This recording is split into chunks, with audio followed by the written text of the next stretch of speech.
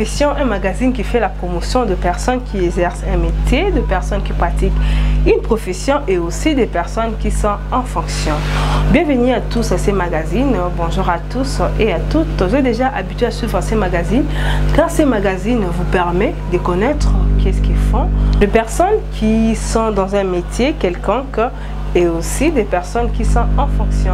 On va suivre les images comme vous êtes habitués à suivre les images qui va vous mettre dans le bain de savoir qu'est-ce que nous allons découvrir.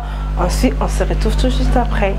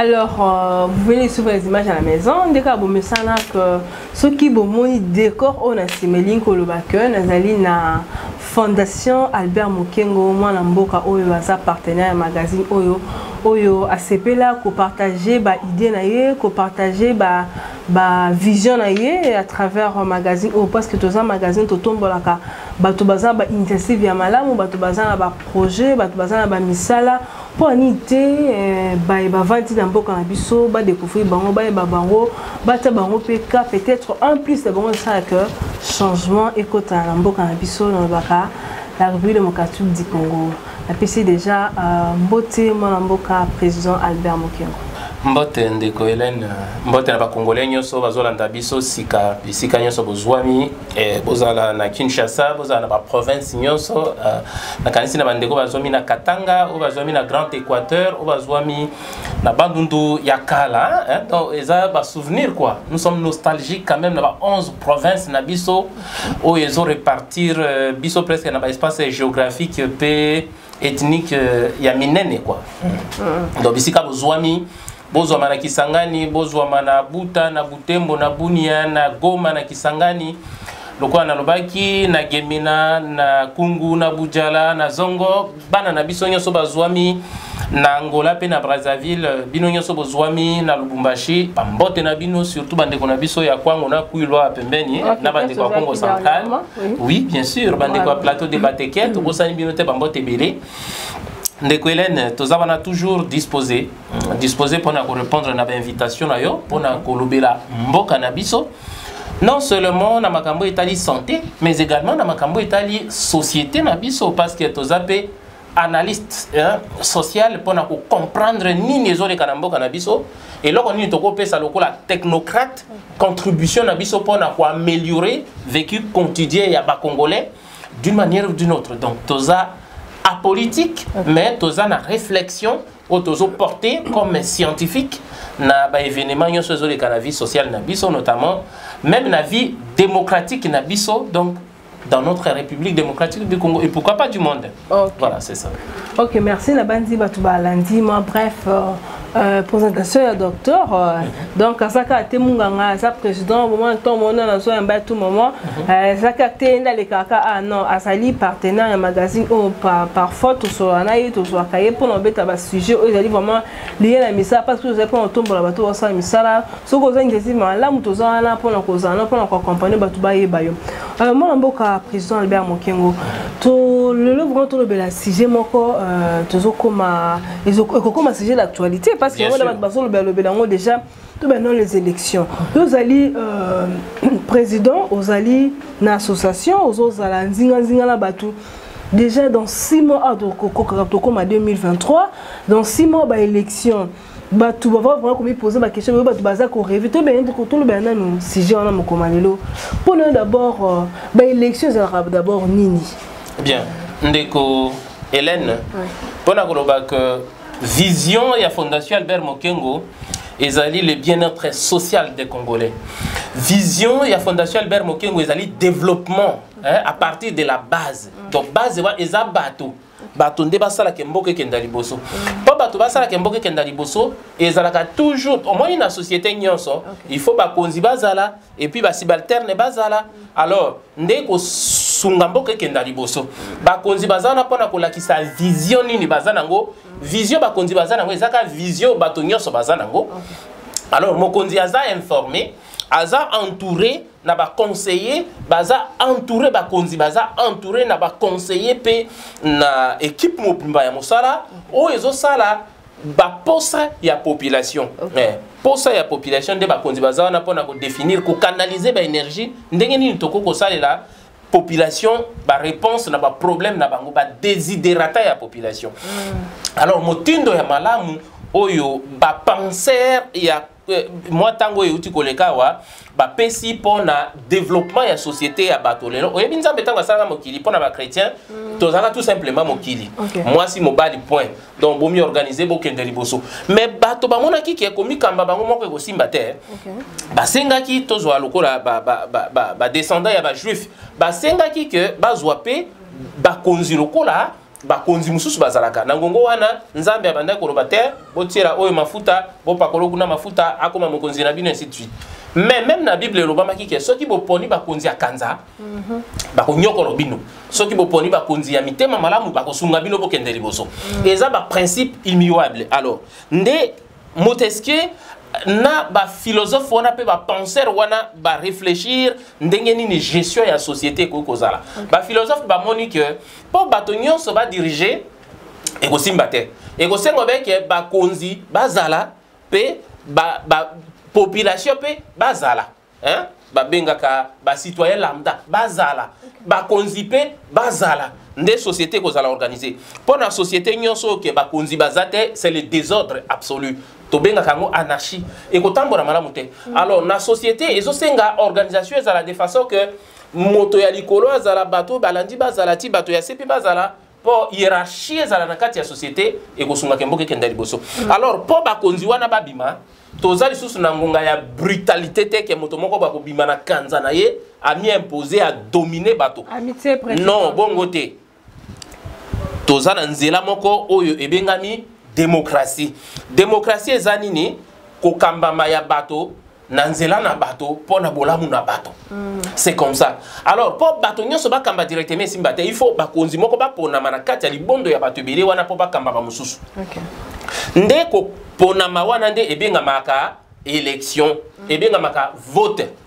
Vote eza nini okoya ko pona na bato pa na bato nyonso moni bato musu balingana bango ba responsabilité ya kokambaka bato musu te akoyebisa bino carrément ke makambo ya élection ngana za kuna te donc akozala na électeur mais akozalaka jamais éligible c'est-à-dire akomitiaka jamais po bapona ye akamba ba mususu bato mususu babotama modèle wana donc abotama ke bakambaka ye kaka mutu mususu akoko kamba ye moko akoki komikamba mais ye akoki kokamba bato te c'est comme ça ndenge tobotama nzamba pesa pe ba don ya bongo.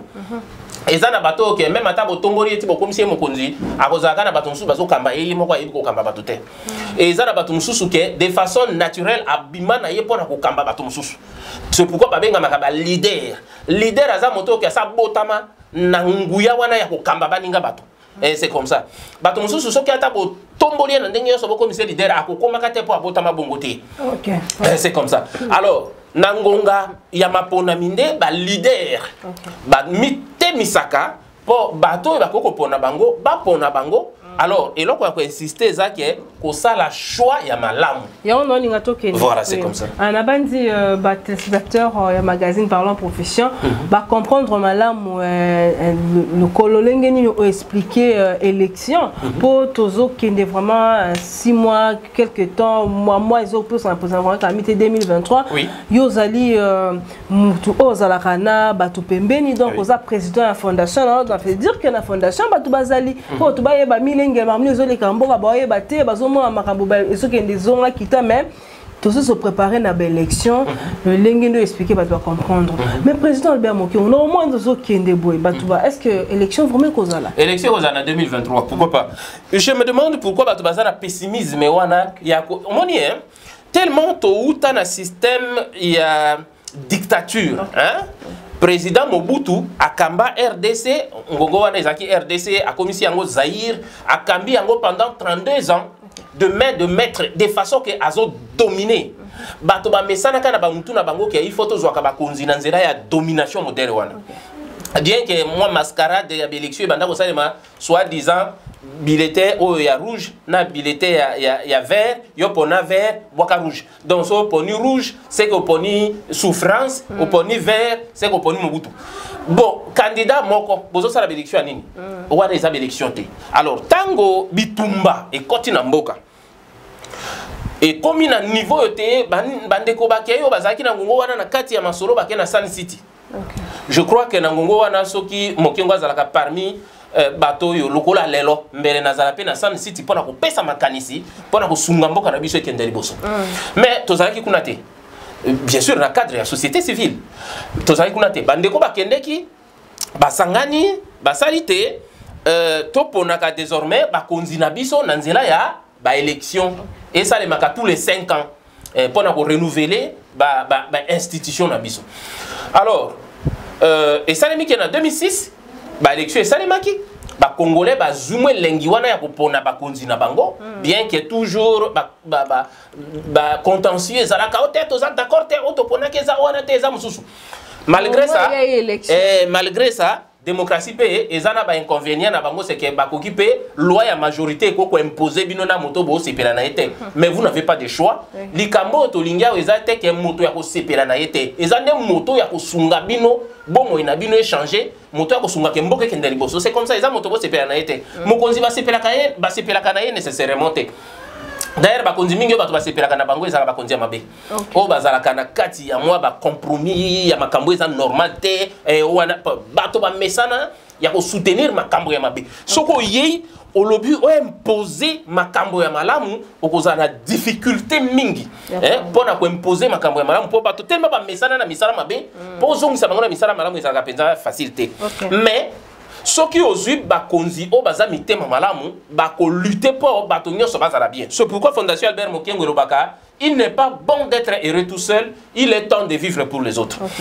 Vivre pour les autres les animes. Social à bas congolais, sur le plan il y a santé, sur le plan il y a éducation, sur le plan il y a alimentation, il y a habitation, sur le plan il y a circulation, sur le plan il y a plan global, il y a bon moyen bateau. Motoza na dimension holistique, motoza la kaka na dimension moko boyete.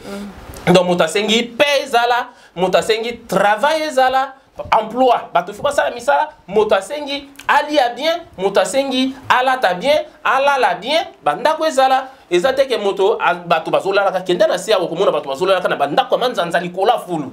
Ozo comprendre. Politique il y a habitation, banda ko na bato ko vanda. Le logement social, banda ko tongama po bato bazo banda ko louer par l'état. Au lieu ko kende ko louer par ba individu na ba pression wana, oh l'été sukisi 3 mois, motazo kendo futi ça 10 mois, moto père ko gangere azate po l'état mo ka banda kote. Alors eloko ya kolobeza ke ko pona ba konzi oyo ke ba ko sala ke bakonzi wana po bato mingi bamona kaka chef de l'état non mboka ezalaka diriger kaka na mokonzi ya mboka te oui toli to kende to oui tokokomba wana pona loba très rapidement que mboka ezalaka diriger kaka na mokonzi ya mboka te mboka ezalaka diriger na ba décideur nyonso mokonzi ya mboka zo chapeauter ba décision kutu ebele ezwa makande na bakonzi o baza ba intermédiaire mokonzi ya mboka azalaka wana pona ko ratifier ba décision ya minene ba décision ya makasi prenons le corps pe ba député topé ba sénateur. Toujours comme on a la marque de moi vu ton besoin parce que ton télévision est vraiment gonga ça 30 000 photos respectées par rapport à la question où tu prépares qui pour le salon on peut vraiment ming la banzela va se battre non aux aranalement l'amboka vraiment va poser la question des gens assurer population qui élection en tant que fondateur président et la fondation Albert Mokengo mais président Albert Mokengo assurer la élection cause mais la côté là 5 ans parce que 5 ans vraiment il y a pouvoir aussi les autres quoi mais côté là makambo otozo vivre hein comment oui makambo bato bazolela social échanger que bato bazolela nzala bato bazolela pasi il y a pas un changement est-ce que population wana kozasu na courage malgré élection kozala ya kokensu ko voter bien sûr omoni élection ça en 2006 élection ça en 2011 élection ça en 2018 élection ça en 2023 nasina lobake loko banda mwa kala ke c'est difficile lelo c'est d'ailleurs impossible na évolution scientifique pena évolution à société lelo otokomi nango lelo bandeko bazwaka konzo ya kosala ba 32 ans ba 18 ans en tout cas bazaki na ngolo wana abuo pia lelo soki moto aumeli na bokonzi loba akosala 10 ans deux mandats soki moto aumeli na bokonzi akosala 2 mandats soki peut-être travailler bien à kosuka na un mandat ils appellent sunute d'ailleurs la fonction la plus suprême d'un pays ils appellent la président de la République alors fonction ya bongo Mandela kuta lobaka ke pardon botikanga tranquille na sali 27 ans na prison na bimi bopesinga 5 ans na kambi bino le reste pardon makambo na bino yango na botikanga tranquille parce que na si na komi na o na lingaki ezaki égalité entre les noirs et les blancs wana en Afrique du Sud mais awe pa na biso eloko oyo moto akoki ko luka po azwa koleka présidence de la République exact na ebité peut-être comme secrétaire général des Nations Unies mais awa na mboka na biso la fonction la plus haute du pays, c'est être président de la République. Parce que c'est l'incarnation même de toute une nation. C'est l'institution même, moto comme institution en boka. On se comprendre. Alors là, c'est pourquoi on a candidat 40. Candidat c'est en 2006 candidat 72 72 candidats. Donc on a posé comme président de la République. Mais là quand on a besoin que bande qu'on a biso ba congolais et pour na ko sungambo que kendali boso ezaka nécessairement à la président de la République. Au cause à la députée provinciale, au cause à la députée nationale, au cause à la sénateur, au cause à la ministre, au cause à la même administration publique, au cause à la DG entreprise, au cause à la n'importe directeur, il y a n'importe quel système, il y a gestion, il y a un beau cannabiso. La qui ça meilleur, il y a Yomoko. C'est pourquoi nous demandons tout simplement que, na 2023, l'élection au Salema, na fin de l'année à 2023, l'élection au Salema, parce que si le wana y a 5 ans, et qu'on rataka les sous jamais. C'est comme ça. D'ailleurs, l'institution, c'est Vanda. Imaginez le cours institution d'appui à la démocratie. C'est ni. Et ça déjà. C'est ni. Et Banda, depuis malheureusement, l'outil, les autres communes de Nikadima. Alors, expérience, nous sommes en bateau, Banda, malheureusement, l'outil, les autres, Bazali, dans cette institution. Mais, tu as déjà la carte électeur, aussi, tu as autant de fois. Nous avons des comme ça, tu as carte d'identité, mais tu as carte électeur, on a bien. Au Komona, ça tient lieu de la carte d'identité. Bah passeport paye en les autres comme coup de chapeau quand même qui moi pris mais jusque là et mon n'a pas sauté. C'est ça. Mais là vous voyez besoin que tous nécessairement a besoin il faut identification ya batoyon c'est ça mais bongo na élection ça makanini. Tango bato bazwa carte électeur et ça identification. Mais écoutez, il y a des choses nous devons tenir sur l'essentiel. Tout ce qui est comme ça la distraction. Alors et là quoi ça les messages en 6 mois mais Ndekoka Dimanche a mis déjà planning électoral. Bien sûr. Oui. En 6 mois, identification, il y a électeurs au Salema. Et puis après, c'est le processus électoral qui continue. Et là, au bout des autres éléments de loi électorale, ou les autres éléments à niveau de l'Assemblée nationale, nous croyons que nous espérons que Bande Konabiso Bazouami Kuna Basala Noki loi Wanebima. Pour ezala à limiter que l'élection salemi na temps constitutionnel parce que non c'est parce que la loi aussi est en train de traîner. Mobeko il y a moi quelques lois bozo ou mela pour bozo salaba débat inutile. Allez à l'essentiel. Loi électorale ou les kakawana to salaka na ngo élection. Oh mususu les kaka kuna to salaka na ngo élection. Oh ya awa ezobe ba modification ya quelques lois. On n'a pas besoin que loi mobimbe za la modifier. C'est comme si bato ba salaka loi ya liboso na ba salaka na mayele te. Bongo oh ya sikande ba yena mayele de kebele, il faut pas modifier loi na mobimba. C'est vraiment une perte de temps. Et là ko ya koye ba eza que bon modifier quelques articles et puis bon adopter loi très rapidement. Et le Kina Sénat a validé que le président de la République a promulgué un loi électorale peut kenda to mi lancer directement dans le processus électoral ndeko lokola ndeko Denika Dimauti ko sillonner presque na ba province nyo so pona ko kende ko ça l'état des lieux ya ba matériel ezali toza déjà na machine à voter.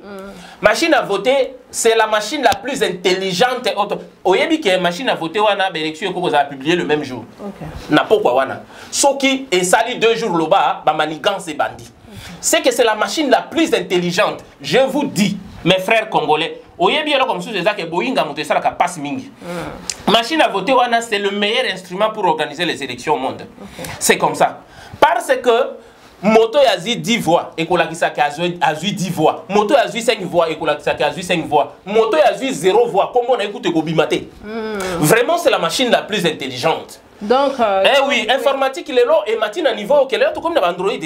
Mais vote, Nanzela, la machine à voter, c'est le meilleur moyen pour publier les résultats le même jour. Ce qui est sali 2 jours après, une semaine après, l'oba bâtit machine à voter, pembeni, comme il faut raisonner, tout ça la machine à voter peut nous donner les résultats le même soir. Il y a l'élection. Donc, côté wana, même la identification. Machine à voter wana et koki kozala peut utiliser comme instrument il y a identification de la population. C'est que je vous jure que c'est une machine qui est très intelligente pour organiser l'élection à Mokili Mobimba. Et c'est comme ça. Alors et là qu'on a koyé beza que to perdre tenter cycle de démocratie auto aussi to continue yango et ça irréversible. Tout ça on a besoin que mokonza vandi wana 2 jours après au coup d'état. Arrêtez avec ces bêtises et coup d'état. Tout ça na ngongo yo ke to la kisa démocratie maturité ya ba congolais pour adopter démocratie comme mode il y a sélection il y a ba élite o ba koki ko diriger mboka. Très bien, très bien. On a bandi la réponse dans le global Marambebele. Congolais va comprendre que le président Albert Moukeng a bengi population na vote. Donc, comme Marambobo a voté exact, surtout sur l'élection 2023, élection qu'on a landé moi en lobby. Mais président, comment est-ce que la population se comportait pendant ces 6 mois ici pour l'élection? Ne comprenez-vous pourquoi la population a toujours manipulé? Au moins, la temps où là, même choix à Salaki, même choix à revenir sur on voit pourquoi on habite tout le les élections avant parce que la fonction c'est quoi si même tous on a droit le bango na émission par rapport à fonction na yo on préparer déjà population bango va se perdre à voter qui pour la polo au moins ne soyez ce que voter pour le sommet ils ont toujours la même souffrance. Comment les Congolais peuvent se comporter pendant ces moments? Oui bien Ndekoelen et donc vous voyez déjà que c'est pourquoi il fallait même n'a pas critère il y a cause à l'électeur. Ils sont un peu bien encadrés, de façon que tous à nabato penza. Nabato penza, oh bah qu'on comprenne. Vous imaginez que moto papessier polo, pas que vous votez pour papessier polo. Donc moto qui a une conviction que moto y a une capacité à diriger biso, topé la capacité à ça la kembo cannabis qui est boso, mais azo qui dépend de l'engia de sentiment ou ezangatina. Au comment on a battu batandami molongo, bazo voter na Sony. Vous imaginez que Tozana ba konzi mususu mingi na koko kota lokola na Assemblée nationale. OK ne kokuta ba député on va travailler ba l'équipe de santé. 200 coups ce n'est que na lo bata koloba. Ba l'équipe de santé. Ba député penso va travailler na kata Assemblée nationale. Sénat epokuna quand même moi sélection ezamwa makasi moi bato bazakuna ezamwa bato penzo baza respectable quand même. Et mingi okuta ba professeur d'université, okuta moi ba grand cadre ya mboko yo, o ba tanga pe moi classe amalonga. Mais soko ke na assemblée nationale okuta na kati bato mususu ke banda kotaka na assemblée mosala na yeza ya kosakana na chombo. Donc osakana na téléphone, tablette Android, ko kanga ba photo, ko publier, ko kanga ba photo ko lakisa qui est vraiment alati fagnon, ko kanga ba photo. Non mais écoutez, qui sont pour Tombol Mosapi, qui sont contre Alali Mosapi. Nous devons sélectionner. L'Assemblée nationale il faut la banganga mayele. Bato yo batanga na ba domaine nyos. Bon, la politique aux politiciens. Mais qui sont politiciens? En principe, ce sont des technocrates. Bato ya mayele, bato batanga classe. A même ya ko comprendre makambo ya société, pe ya ko proposer ba solution na makambo ya société. Par conséquent, il faut tous aller spécialiste dans tous les domaines bas à la représenter qu'on a l'Assemblée nationale. Bato ba yela biso Bible, bango moko ba obuka Bible, ba tinda biso ton la Bible. Parce que ça système moko ke bato nya so ba la représenter na kati pour ba zo ba meilleure décision. Donc nangamba mosusu na côté agriculture, il faut tous aller na bato et ba sala agronomie ainsi de suite. Kuna na l'Assemblée nationale, ba ko yeba ko réfléchir pour na ko bota ba loi o étali agriculture. Nangamba étali pêche ainsi de suite, élevage, bato et ba sala ba domaine wana, ba vétérinaire, des médecins vétérinaires. Kuna ba pesa biso ba orientation nini pona ko sala mibeko ya ko tombola élevage na mboka na biso. Bato par exemple ba mibeko o étali économie. Il faut que l'économiste base à la kuna na kati Assemblée nationale. On ne doit pas retrouver makambo étali ba enseignants. Il faut des enseignants. Bato yo basisi na ba UPEN. Base à la kuna po ba ko yebisa biso nini to sala pona pour améliorer le système éducatif dans le pays. Les professeurs d'université, et ainsi de suite. Donc, crème wana ya intellectuel congolais, la représenter kuna nakati. Nde bako bota mibe qu'on a secteur nyonso étali social à congolais, mboka na biso ko kendeli biso. Bientôt, boyebi pe ko zaka pe na carte électeur te. O ba voyage ka pe libanda te, ba zape na ba passeport te. C'est ça pardon. Alors, tango kalamingi te enrôlement et ko za lancé. Ndeko nyonso kende kozwa carte électeur na yo zalaka na yango ezo sala en même temps ezo tenir lieu ya carte nationale d'identité en même temps carte électeur na yo na bamboko eza organiser motindo ya malamu basala boy bato bazalaka na carte d'identité moto nyonso azalaka na carte d'identité mais ba militant ya ba parti politique topé bato bani ba voter bazalaka na ba carte électeur pour essayer de faire uniquement pour voter. Alors, et là, il y a besoin que tango enrôlement que vous allez lancer, kobo ya te ko boycotter te motati ndayo te kende ko zwa carte wana te kende zwa carte électeur na yo parce qu'en même temps il ko servir yo ko sala ba transaction na yo na niveau ya banque na niveau ya misala et ko sunga yo ko voyager ko zonga ko bima ko zonga kobo ya droit de vote te. D'ailleurs ceux qui ont voté te baninga o ba voter yo mukonzo yo linga wana te mukonzo yo ko linga ka wana te ba voter ye nanko alors tango ba voter après o komika ko budaka te c'est ça que nous voulons c'est ça l'élection ko sala en 2023. OK vraiment to comme na souka magazine abiso la bandi si je nous avons vraiment un long sujet parce qu'on doit préparer les électeurs on doit préparer la population et mingi ba membre o bazana la fondation ils ont rapport na bango tisa pour le baka il n'est pas bon d'être recel tous à rébution nyonso yango ezaka pour la fondation mais pour la population comment on se préparer pour les élections dans quelques mois ici en 2023 déjà l'élection cosa. Vraiment merci président Albert Mokengo. To clôturer no wana pour me la paix merci beaucoup. Merci de bandeko nyoso balanda biso l'élection dans 2023 bandeko bana mai botika ba distraction tokende na élection avec la machine à voter cette fois-ci avec la machine à voter ba résultat qu'on a publié le même jour. Moi je veux que cela soit inscrit dans la loi électorale au Baosala wana. OK. Publication et résultat le même jour. Okay. Système mais à la haut proportionnel que le meilleur gagne. C'est comme ça, le plus fort reste. OK, c'est ça qu'il faut. Oui. Merci vraiment au président Albert Moké. On a dit message n'est passé à travers magazine. On a parlé de profession, tous en point en bola. Batou bazan la fonction, batou bazan la profession, batou bazan la métier. Par rapport à la fonction, il y a président Albert Moké et Peki Samité. Toi yambaye na magazine auto par rapport à la fonction en tant que président fondation Albert Mokengo.